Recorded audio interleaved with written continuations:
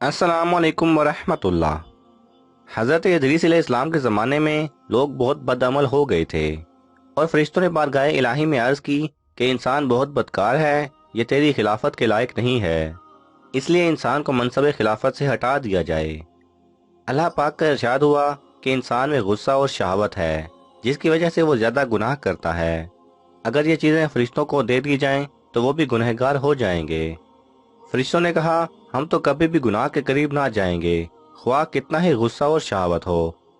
हुक्म रब्बी हुआ कि अच्छा, तुम फरिश्ते अपनी जमात में से कोई दो फरिश्ते चुन लो जो तुम्हारे ख्याल में सबसे ज्यादा परहेजगार हों। फिर उन्हें गुस्सा और शहावत देकर दुनिया में भेजा जाएगा ताकि उन्हें आजमाया जा सके।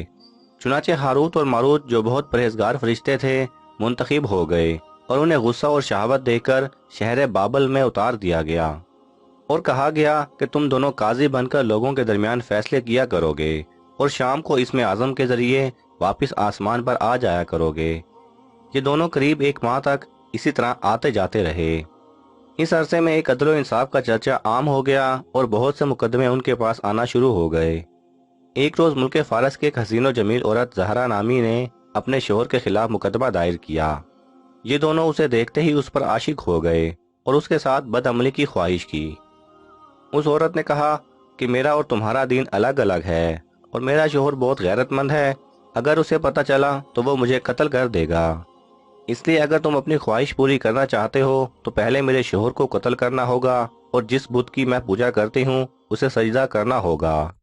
उस औरत की शराइत सुनकर दोनों ने इनकार कर दिया।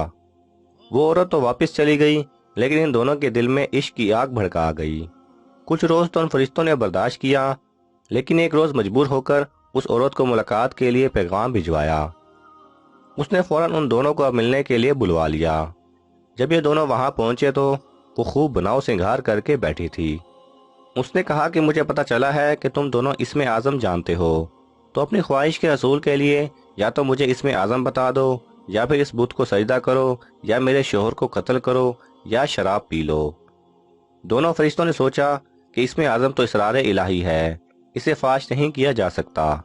इस तरह बुत को सजदा करना या किसी को कत्ल करना भी गुनाह कबीरा है, इसलिए चलो शराब लाओ, हम शराब पी लेते हैं।